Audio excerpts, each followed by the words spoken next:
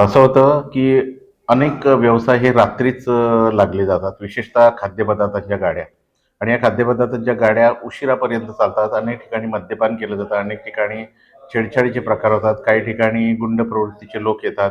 त्यामुळे आम्हाला लोकल नागरिकांकडनं, त्याचबरोबर पोलिसांकडनं सुद्धा माहिती होती की अशा ठिकाणी धडक कारवाई करणे आवश्यक आहे.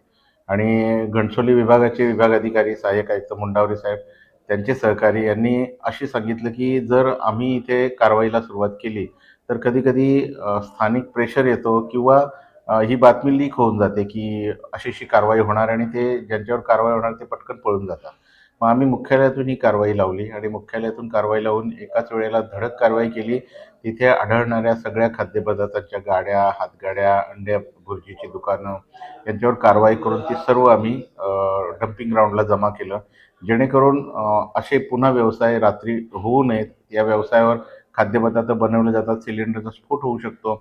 अशा स्फोटाच्या घटना घडू नयेत, अपघात घडू नयेत, याबरोबरच गुंड प्रवृत्तीच्या घटना घडू नयेत याकरता आम्ही रात्री ही धडक कारवाई केली. आणि अशा कारवाया याआधी वाशी विभागात केल्या होत्या, त्याच्या आधी CBD विभागामध्ये केल्या होत्या.